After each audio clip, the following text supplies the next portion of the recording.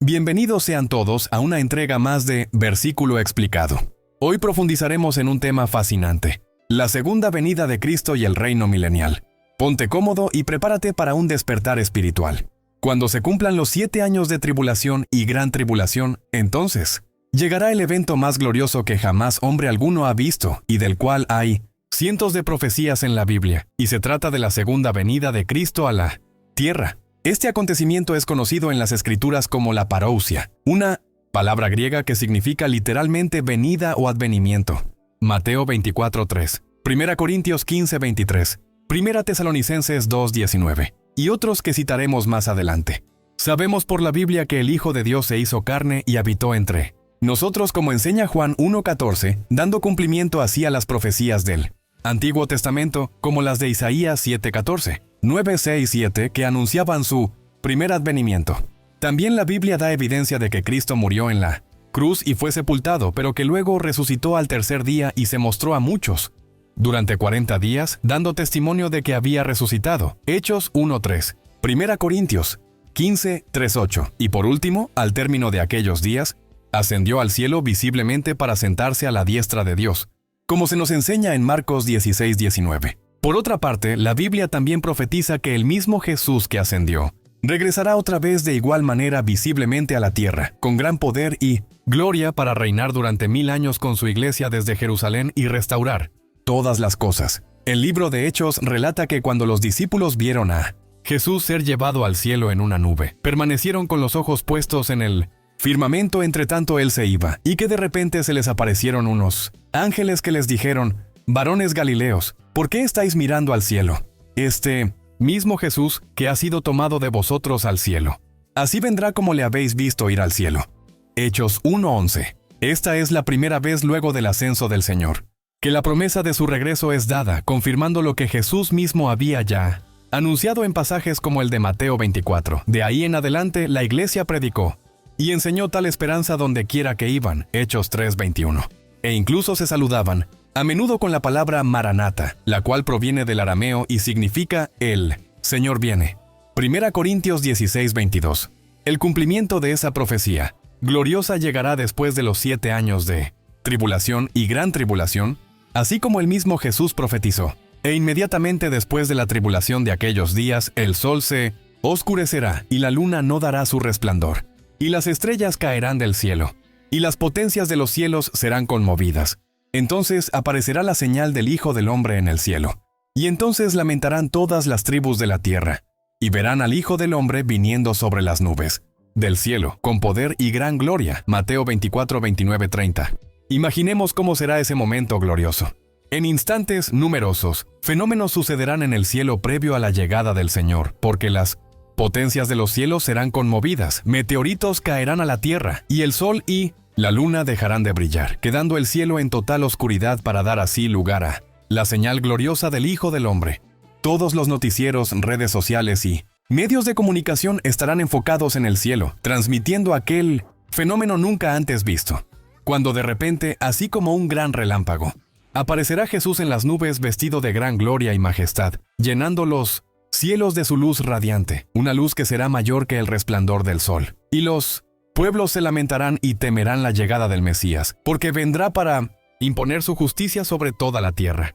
En Apocalipsis 19 encontramos la visión que el apóstol Juan tuvo sobre ese glorioso momento, que se describe de la siguiente manera: entonces vi el cielo abierto, y he aquí un caballo blanco, y el que lo montaba se llamaba Fiel y Verdadero, y con justicia juzga y pelea. Sus ojos eran como llama de fuego, y había en su cabeza muchas diademas, y tenía un nombre escrito que ninguno conocía sino él mismo. Estaba vestido de una ropa teñida en sangre, y su nombre es el Verbo de Dios. Y los ejércitos celestiales, vestidos de lino finísimo, blanco y limpio, le seguían en caballos blancos. De su boca sale una espada aguda para herir con ella a las naciones, y él las regirá con vara de hierro. Y él pisa el lagar del vino del furor y de la ira del Dios Todopoderoso. Y en su vestidura y en su muslo tiene escrito este nombre: Rey de Reyes y Señor de Señores. Apocalipsis 19:11-16. A diferencia del jinete que vimos en el primer sello, el cual es tipo del Anticristo, en este caso sí se tratará de Cristo Jesús regresando a la tierra, pues se le ve cabalgando sobre un caballo blanco, tipo de su realeza y majestad, y se le llama fiel y verdadero. También se dice que él ejerce sus juicios y guerras con justicia, porque escudriña todo con sus ojos, que son como llamas de fuego. Juan lo observa vestido de una ropa teñida en sangre, lo que nos habla de su sacrificio en la cruz y confirma que el que murió en debilidad, 2 Corintios 13:4, es el mismo que regresará con gran gloria. Por esto lleva en su cabeza muchas diademas, hablando de los numerosos reinos que recibirá, pues él será rey de reyes sobre todos. Vendrá para reinar, ya no como cordero, sino ahora como león, aplastando a sus enemigos y rigiendo con vara de hierro. Y por si a alguien le queda duda de sobre quién se habla aquí, se dice también que su nombre es el Verbo de Dios. ¡Aleluya! Él viene a la tierra con gran poder y gloria. Ahora permítame mencionarle algunos detalles importantes que la Biblia enseña sobre la segunda venida de Cristo. En primer lugar, en Mateo 24:27, Jesús comparó su venida con un relámpago, no solo por el gran resplandor que se creará en el cielo cuando aparezca en las nubes, sino también por la manera repentina en que sucederá. Cuando menos el anticristo se lo espere, el Señor aparecerá con prontitud para derrotarlo, dictar juicio sobre los pecadores y establecer justicia en la tierra durante 1000 años, cumpliéndose lo que el ángel Le había anunciado a Daniel, que esto sucedería para terminar la prevaricación y poner fin al pecado y expiar la iniquidad para traer la justicia perdurable y sellar la visión y la profecía y ungir al santo de los santos. Daniel 9:24. En segundo lugar, la profecía dice que Cristo viene en las nubes, Mateo 24:30, y esto es un indicativo de la gloria y el poder con el cual regresará a la tierra. Primero se dejó avergonzar en la cruz del Calvario por amor a nosotros y murió en debilidad, 2 Corintios 13:4, Filipenses 2:6-8, pero en su regreso vendrá con tal gloria que los cielos se estremecerán. En tercer lugar, Juan observa que Cristo no vendrá solo a la tierra, sino acompañado de los ejércitos celestiales, Apocalipsis 19:14. En este grupo de seres que lo acompañarán estarán primeramente los ángeles, Mateo 25:31, pero también los santos cristianos, algo que se puede deducir de la vestimenta que llevaban que se le ha atribuido previamente a la iglesia. Gocémonos y alegrémonos y démosle gloria, porque han llegado las bodas del Cordero y su esposa se ha preparado, y a ella se le ha concedido que se vista de lino fino, limpio y resplandeciente, porque el lino fino es las acciones justas de los santos. Apocalipsis 19:7-8, énfasis añadido. Así que cuando Cristo regrese, su iglesia que habrás estado en el cielo celebrando las bodas del Cordero, vendrá también a la tierra, para reinar con él desde Jerusalén. En cuarto lugar, a diferencia del arrebatamiento, la Biblia aclara que esta segunda venida será totalmente visible para el mundo impío. He aquí que viene con las nubes, y todo ojo le verá, y los que le traspasaron, y todos los linajes de la tierra harán lamentación por él. Sí, amén. Apocalipsis 1:7. Y en quinto y último lugar, Cristo no solo aparecerá visiblemente en las nubes, sino que vendrá literalmente a la tierra a poner sus pies sobre el monte de los Olivos, el mismo lugar desde el cual ascendió al cielo. Y cuando lo haga, habrá un terremoto que cambiará la topografía de aquel lugar, convirtiéndolo en un valle donde se asentará su reino, como lo profetizó Zacarías, y se afirmarán sus pies en aquel día sobre el monte de los Olivos, que está enfrente de Jerusalén al oriente, y el monte de los Olivos se partirá por en medio hacia el oriente y hacia el occidente, haciendo un valle muy grande, y la mitad del monte se apartará hacia el norte, y la otra mitad hacia el sur. Zacarías 14:4. Analicemos la batalla de Armagedón. Cuando el anticristo contemple el regreso de Cristo, se enfurecerá mucho y congregará a un gran ejército para intentar hacerle la guerra al Señor en lo que se conoce como la batalla de Armagedón. En el pasaje de la sexta copa ya vimos que la Trinidad satánica compuesta por el dragón, el anticristo y el falso profeta convocarán a las naciones de la tierra a fin de reunirlas para la batalla. Se afirma que entonces el río Éufrates se secará para dar paso a los reyes del oriente, los cuales, según algunos teólogos, pudieran tratarse de los países árabes, enemigos de Israel, respaldados por los países del lejano oriente, como China y quizás hasta Rusia y su presidente. Apocalipsis 16:12-16. En Apocalipsis 19 vemos ya la realización de tal congregación de enemigos de Dios cuando dice: «Y vi a un ángel que estaba en pie en el sol, y clamó a gran voz, diciendo: a todas las aves que vuelan en medio del cielo, venid y congregaos a la gran cena de Dios, para que comáis carnes de reyes y de capitanes, y carnes de fuertes, carnes de caballos y de sus jinetes, y carnes de todos, libres y esclavos, pequeños y grandes. Y vi a la bestia, a los reyes de la tierra y a sus ejércitos reunidos para guerrear contra el que montaba el caballo y contra su ejército. Apocalipsis 19, 17, 19. El valle donde serán reunidos estos ejércitos es llamado Armagedón, o también Meguido en el Antiguo Testamento, y se trata de un valle gigantesco, muy famoso en la historia de la nación judía, donde se libraron batallas como la de Jehú, la de Débora y Barak contra los cananeos, la de Gedeón y otras. Napoleón comentó sobre este valle que era el mejor y más natural campo de batalla del mundo. No obstante, antes de que el anticristo pueda dar la señal de ataque, el Señor tomará la iniciativa, por lo que no llega a saber realmente un ataque de parte de las naciones, sino solo una reunión con propósitos marcados de pelear, pero serán neutralizados por la acción de Jesucristo, así como el pasaje indica, y la bestia fue apresada, y con ella el falso profeta que había hecho. Delante de ella, las señales con las cuales había engañado a los que recibieron la marca de la bestia y habían adorado su imagen. Estos dos fueron lanzados vivos dentro de un lago de fuego que arde con azufre, y los demás fueron muertos con la espada que salía de la boca del que montaba el caballo, y todas las aves se saciaron de las carnes de ellos. Apocalipsis 19:20-21. Como vemos, Dios comenzará su sentencia de juicio en aquel día contra él. Anticristo y el falso profeta, a los cuales apresará y lanzará al lago que arde con fuego y azufre. Y ahí se cumplirá lo que había dicho Pablo, y entonces se manifestará aquel inicuo a quien el Señor matará con el espíritu de su boca y destruirá con el resplandor de su venida. Segunda Tesalonicenses 2:8.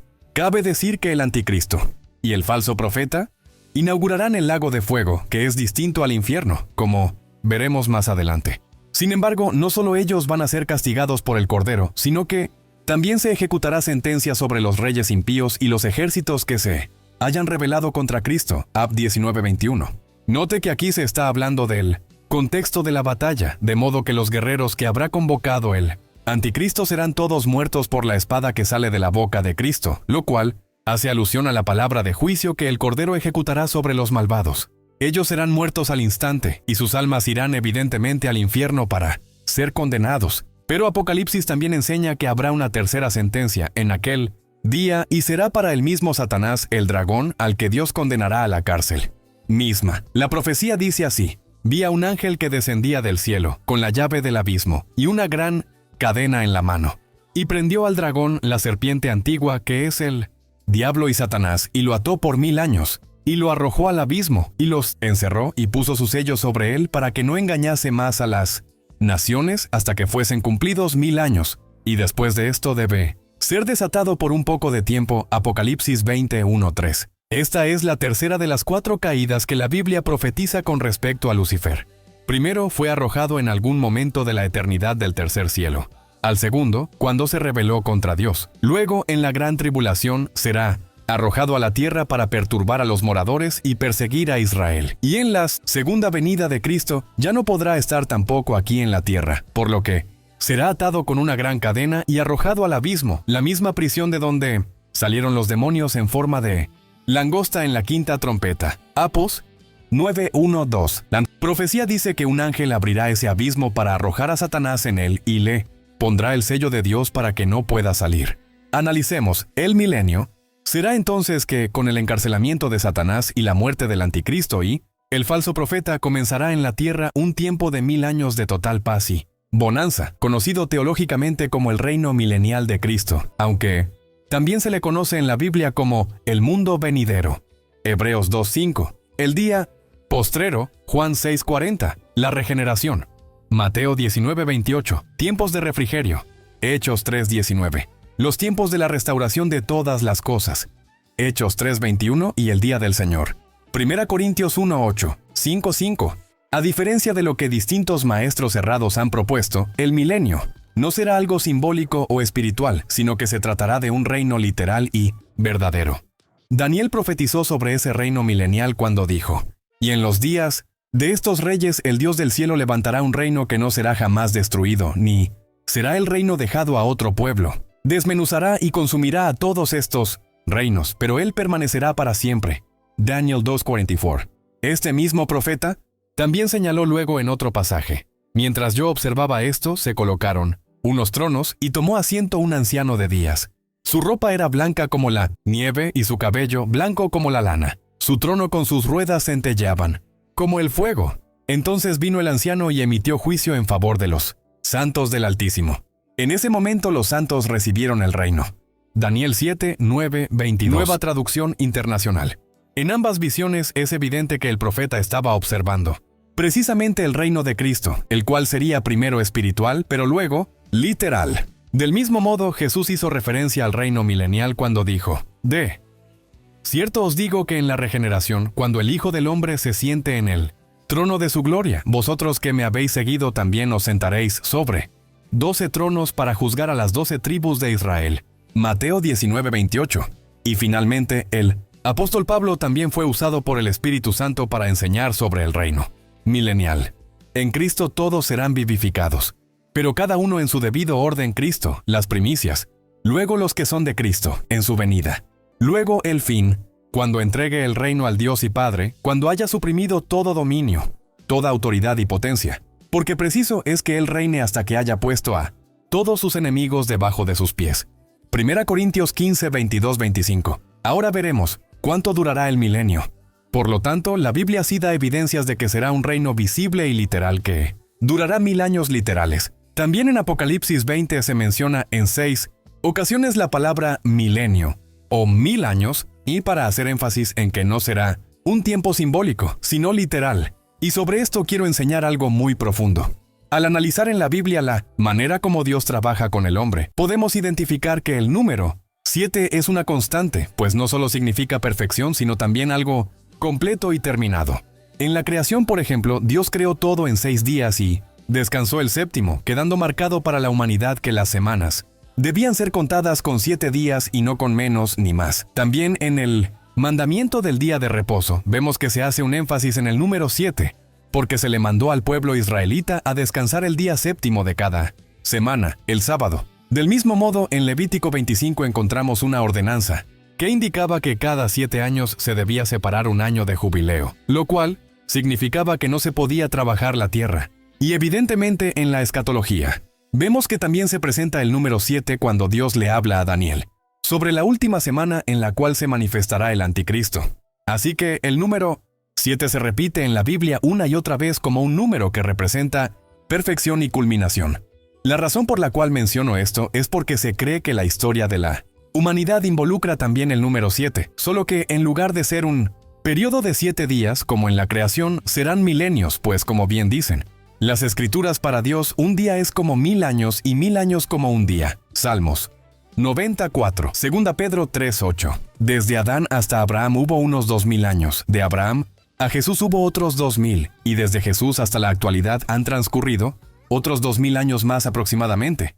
Por lo que creemos que estamos al borde de culminar los 6000 años de historia y faltaría solo un milenio, el cual es precisamente el día de reposo o año de jubileo, un tipo del reino milenial, donde la tierra descansará de la maldición del pecado y Cristo reinará sobre este planeta con su iglesia. Ahora bien, ¿qué sucederá en esos 1000 años?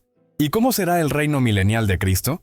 Miremos brevemente algunos de los tantos detalles que la Biblia enseña sobre ese reino milenial. Veamos, Cristo será el Rey. Lo primero que necesitamos saber es que el Rey de este reino será Cristo Jesús mismo. En la visión de Juan, cuando se habla de aquellos que tomarán posesión del reino en el milenio, se afirma que reinaron con Cristo 1000 años.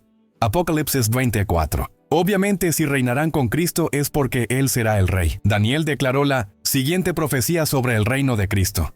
Y le fue dado dominio, gloria y reino para que todos los pueblos, naciones y lenguas le sirvieran.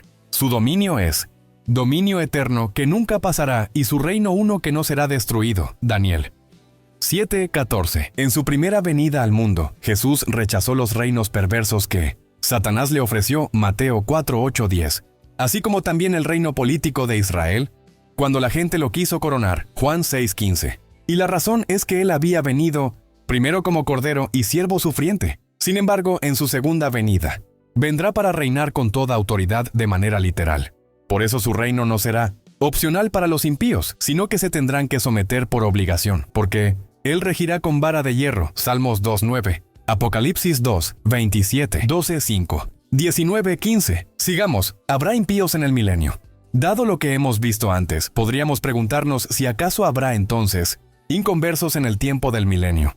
Y la respuesta es sí. La Biblia profetiza que en la gran tribulación morirá más de la mitad de la población mundial, aunque algunos teólogos van más allá al decir que solo sobrevivirá un tercio de la población. También se enseña que en la segunda venida de Cristo serán lanzados al lago de fuego el anticristo y el falso profeta, y del mismo modo sus ejércitos serán muertos. Apocalipsis 19:21. No obstante, en ninguna parte de la Biblia hay evidencia suficiente para afirmar que todos los impíos morirán en la segunda venida de Cristo.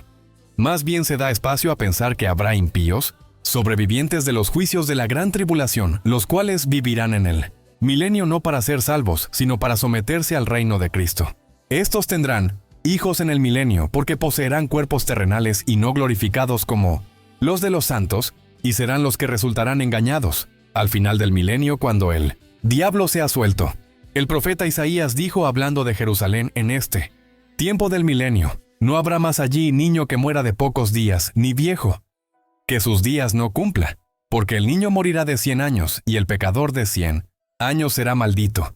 Isaías 65:20. Esto indica que habrá personas con cuerpos terrenales, pues los que tendremos cuerpos glorificados no podremos reproducirnos. Y además se indica que la edad se prolongará al igual que lo era antes del diluvio, pues las personas vivirán muchos años. Aunque, como veremos luego, todos ellos serán engañados por el diablo al final del milenio.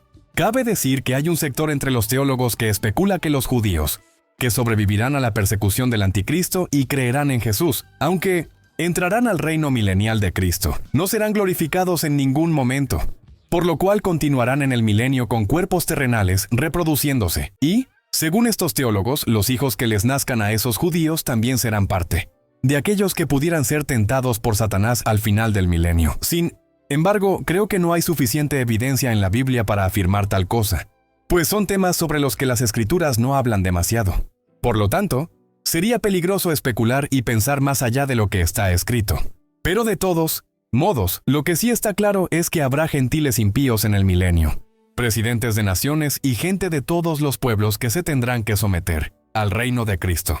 ¿Quiénes reinarán con Cristo? Ahora bien, la Biblia establece que Cristo no reinará solo, sino que estará acompañado por aquellos que reinarán juntamente con él. Y vi tronos, y se sentaron sobre ellos los que recibieron facultad de juzgar. Apocalipsis 20:4. Pero, sigamos, ¿quiénes serán los que reinarán con Cristo? En realidad hay tres grupos que reinarán juntamente con el Señor. En primer lugar, la Iglesia de Jesús tendrá el honor de reinar con él aquí en la tierra durante esos 1000 años. Apocalipsis 3:21. La Iglesia del Señor vendrá juntamente con él en las nubes en el momento de su segunda venida y reinará en la tierra. Este reino estará presidido, en cuanto a jerarquía se refiere, por los apóstoles del Señor, quienes no solo ocuparán 12 de los 24 tronos que hay en el cielo, al ser parte de los 24 ancianos mostrados en la visión de 1905, Apocalipsis 4:4, sino que también ocuparán tronos de gran importancia en el reino milenial de Cristo, así como Jesús les prometió cuando les dijo: de cierto os digo que en la regeneración, cuando el Hijo del Hombre se siente en el trono de su gloria, vosotros que me habéis seguido también os sentaréis sobre 12 tronos para juzgar a las 12 tribus de Israel. Mateo 19:28. Resulta glorioso saber que aunque en este mundo somos a veces afligidos por causa del nombre de Cristo, avergonzados, escupidos y maltratados por ser cristianos, tenemos una garantía de que en el regreso del Señor seremos exaltados en gran manera, porque reinaremos con Él.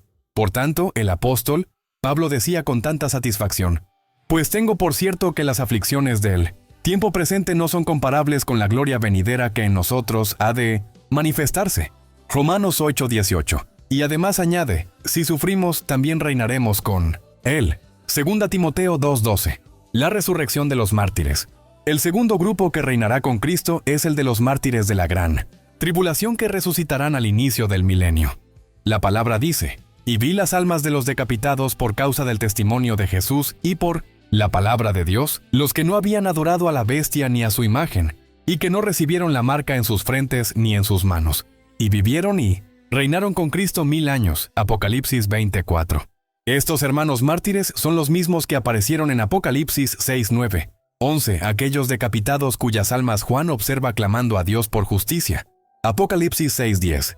Ellos serán resucitados al inicio del milenio para reinar con Cristo, por lo cual esta resurrección y la que sucederá en el momento del rapto componen lo que se conoce como la primera resurrección. Apocalipsis 20:6. Sin embargo, todos los otros muertos impíos, aquellos que no serán salvos, no, resucitarán hasta el final del milenio para ser juzgados y lanzados al lago de fuego y azufre. Veamos el reino de Israel. El tercer grupo que reinará con Cristo en el milenio será la nación misma de Israel, aquellos que luego de ser pasados por el fuego de la prueba de la persecución aceptarán a Jesús. Cuando Cristo regrese, ellos reinarán también con él. Jeremías 31:1. Además, ese reino tendrá un significado mayor para ellos, porque el rey de toda la tierra será un judío, descendiente de David, y también porque Israel se convertirá en el epicentro de la tierra, a donde las naciones tendrán que venir a rendir adoración. Por lo cual a Jerusalén se le dará el nombre de Jehová Sama, que significa Jehová está allí. Ezequiel 48:35. De esa manera, Israel será restaurado espiritual y políticamente, cumpliéndose así lo que Miqueas había profetizado cuando dijo: acontecerá en los postreros tiempos que el monte de la casa de Jehová será establecido por cabecera de montes y más alto que los collados, y correrán a él los pueblos. Vendrán muchas naciones y dirán: venid y subamos al monte de Jehová y a la casa del Dios de Jacob, y nos enseñará en sus caminos y andaremos por sus veredas, porque de Sión saldrá la ley y de Jerusalén la palabra de Jehová. Miqueas 4:1-2. Será allí en Jerusalén donde Cristo levantará su propio templo. Isaías 2:3, 60 tienes, Ezequiel 40:4, Daniel 9:24, Joel 3:18, Ageo 2:7-9, y entrará a este desde la puerta oriental, lo cual es un dato precioso, porque en la visión de Ezequiel 10:18-19, vimos que la gloria de Dios se alejó en el Antiguo Testamento por última vez, precisamente por la puerta oriental, lo que profetizaba el abandono de Israel, debido a su rechazo al Mesías. En la entrada triunfal de Jesús a Jerusalén, él entró desde el Monte de los Olivos por la puerta oriental, que según la tradición judía estaba reservada para la entrada del Mesías. Pero como Israel lo rechazó, esa puerta se cerró, y aunque luego se reedificó la ciudad de Jerusalén encima de los escombros de la antigua y se recrearon 7 de sus antiguas 8 puertas, nunca se abrió la octava, la puerta oriental, ya que está reservada para el regreso de Cristo. Por eso la profecía dice: y me dijo Jehová, esta puerta estará cerrada, no se abrirá ni entrará por ella hombre, porque Jehová Dios de Israel entró por ella, estará por tanto cerrada.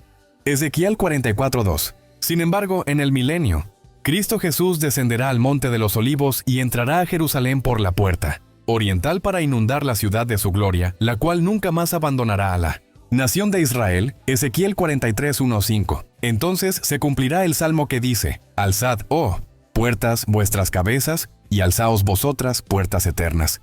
Y entrará el Rey de Gloria. ¿Quién es este Rey de Gloria? Jehová de los ejércitos, él es el Rey de la Gloria. Salmos 24:9-10.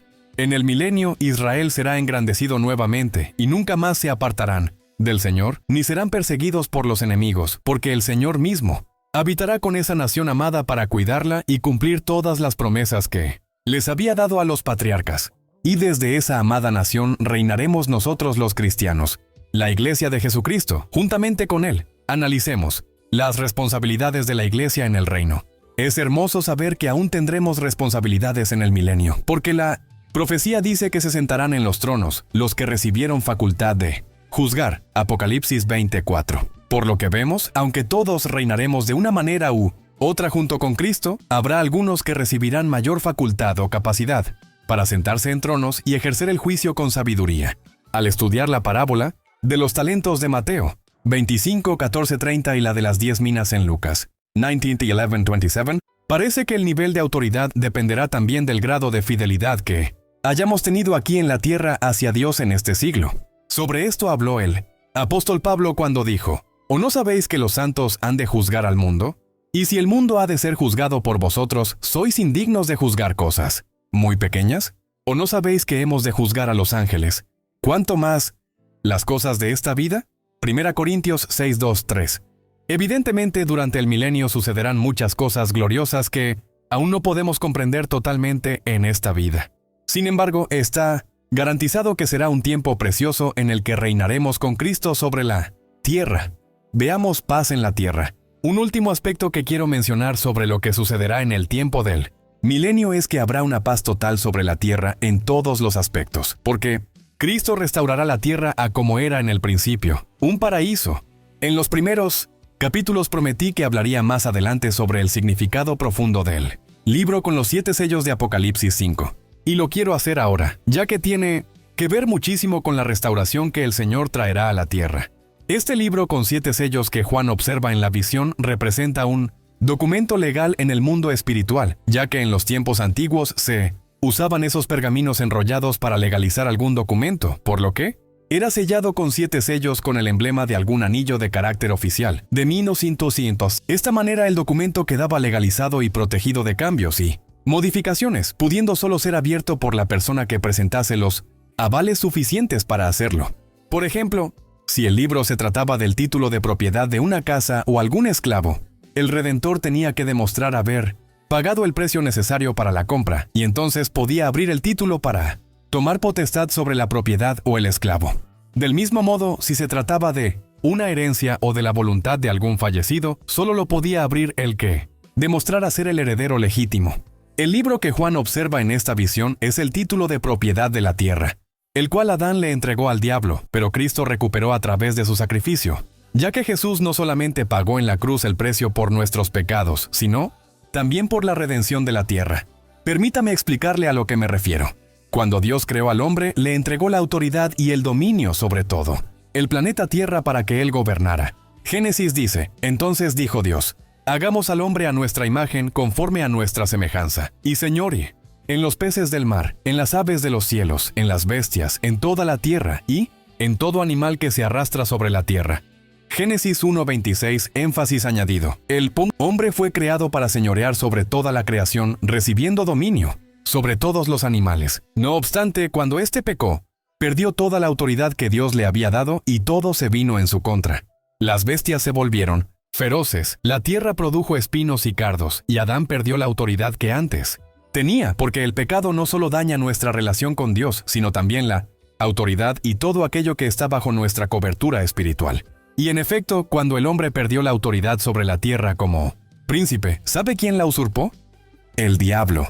Por eso, cuando Satanás tentó a Jesús en el desierto, le dijo, a ti te daré toda esta potestad y la gloria de ellos, porque a mí me ha sido entregada, y a quien quiero la doy. Si tú postrado me adorares, todos serán tuyos.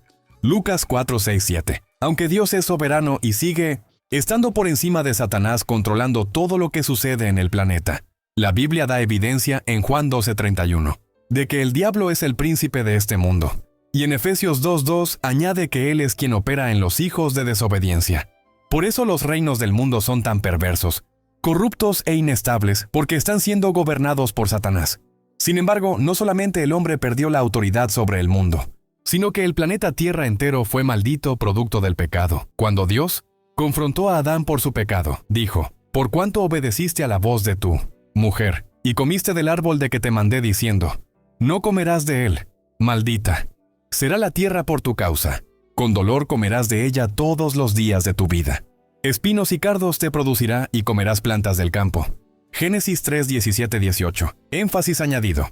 Como resultado de aquella maldición, la tierra comenzó a dar espinos y cardos en vez de frutos. Los animales se volvieron feroces. Los desastres naturales comenzaron a surgir, y todo por culpa del pecado del hombre.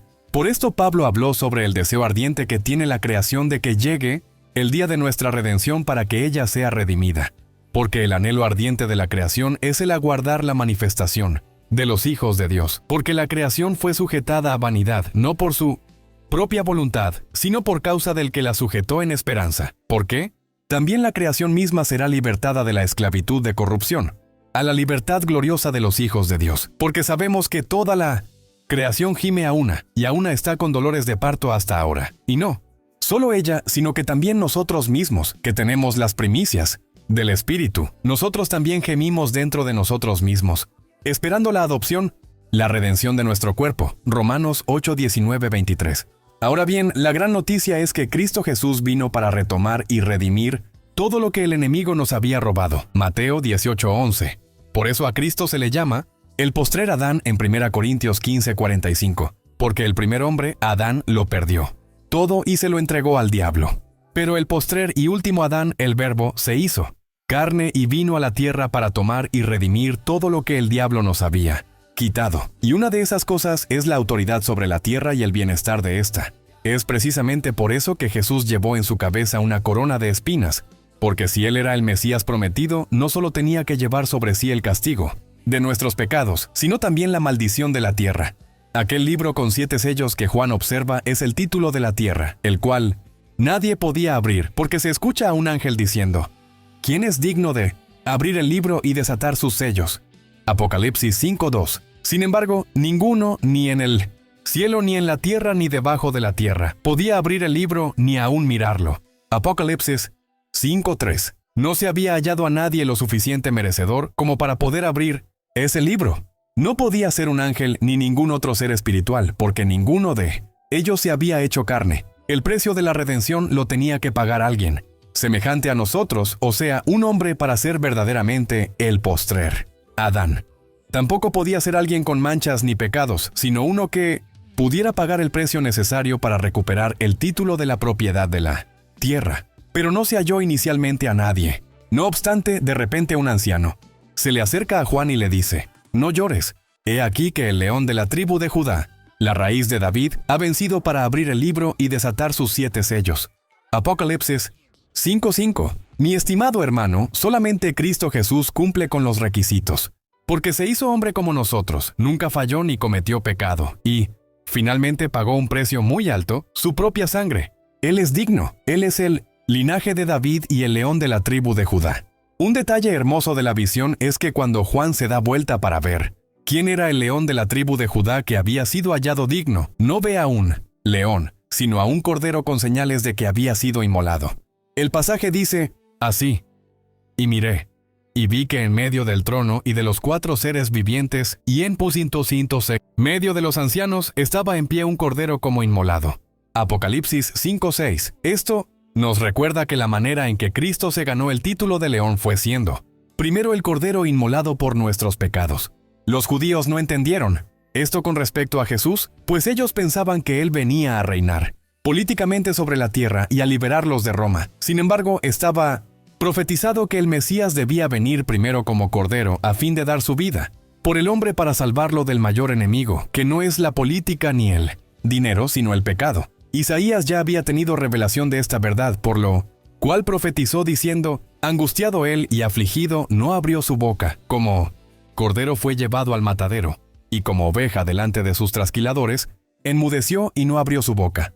Isaías 53:7. Juan el Bautista también pudo entender este misterio, por lo que dijo: he aquí el Cordero de Dios que quita el pecado del mundo. Juan 1:29. Asimismo, el apóstol Pedro afirmó que fuimos redimidos con la sangre preciosa de Cristo, como de un cordero sin mancha y sin contaminación, ya destinado desde antes de la fundación del mundo, pero manifestado en los postreros tiempos por amor de vosotros. 1 Pedro 1:19-20. Antes de que el hombre pecara, antes de que incluso fuera creado, antes de que la tierra y el universo fueran fundados, ya el Verbo había dicho sí a la comisión de venir un día a la tierra para padecer como nosotros y morir por nuestros pecados, siendo el autor de la salvación eterna. No obstante, me llama la atención que aunque Juan ve a Cristo en la forma de un cordero como inmolado, él estaba de pie, lo cual es tipo de su victoria sobre la muerte, porque si bien Cristo padeció por nuestros pecados y murió en la cruz, la muerte no lo pudo retener, pues al tercer día resucitó. Luego ascendió a la derecha del Padre, se sentó a su lado y recibió un nombre que es sobre todo nombre. Filipenses 2:9-11. Así que Juan observa que el Cordero toma el libro de la mano del Padre y se dispone a abrirlo para redimir a la tierra de la maldición a la cual el hombre la sometió. Dios tendrá que ejecutar esa purificación a través del fuego en la gran tribulación, pero cuando Cristo regrese, la tierra estará lista para el establecimiento de su reino y volverá a ser un paraíso como el del Edén, pero aún mejor. Resulta curioso que si usted lee los primeros capítulos de Génesis y los últimos de Apocalipsis, podrá darse cuenta de que parecen una misma película narrada de principio a fin. Solo que en Génesis el hombre lo perdió todo, pero en Apocalipsis Cristo nos devuelve todo lo que el pecado nos había quitado. Esa restauración que Cristo hará se reflejará en la naturaleza y los animales. La Escritura dice, morará el lobo con el cordero, y el leopardo con el cabrito se acostará. El becerro y el león y la bestia doméstica andarán juntos, y un niño los pastoreará. La vaca y la osa pasarán, sus crías se echarán juntas, y el león, como el buey, comerá paja, y el niño de pecho jugará sobre la cueva del áspid, y el recién destetado extenderá su mano sobre la caverna de la víbora. No harán mal ni dañarán en todo mi santo monte, porque la tierra será llena del conocimiento de Jehová, como las aguas cubren el mar. Isaías 11:6-9. En el milenio los animales no serán feroces ni habrá daño en toda la tierra, y la vida humana será prolongada. Isaías 65:20. Pero además esa paz afectará también las relaciones políticas, porque durante 1000 años no habrá guerra ni conflictos, ni siquiera con los impíos que estén aún en la tierra. La palabra profetiza que las naciones de la tierra martillarán sus espadas para asadones, y sus lanzas para hoces. No alzará espada nación contra nación, ni se ensayarán más para la guerra. Y se sentará cada uno debajo de su vid y debajo de su higuera, y no habrá quien los amedrente, porque la boca de Jehová de los ejércitos lo ha hablado. Miqueas 4:3-4. La teocracia que Cristo establecerá en el mundo traerá paz y justicia total para todas las naciones, lo cual es entendible, porque aquel que es el príncipe de paz y reina con justicia gobernará sobre toda la tierra. Ya lo había profetizado Isaías diciendo, lo dilatado de su imperio y la paz no tendrán límite sobre el trono de David y sobre su reino, disponiéndolo y confirmándolo en juicio y en justicia desde ahora y para siempre. El celo de Jehová de los ejércitos hará esto. Isaías 9:7. Estimado suscriptor, como podemos ver, durante el milenio el mundo será un paraíso hermoso, donde Cristo reinará sobre todos desde Jerusalén, junto con su iglesia e Israel. Y la tierra verá la paz que jamás había visto desde el tiempo del jardín del Edén antes del pecado del hombre. Lo que el mundo necesita no son filosofías ni canciones sobre la paz, necesita a Jesús. Él es la solución.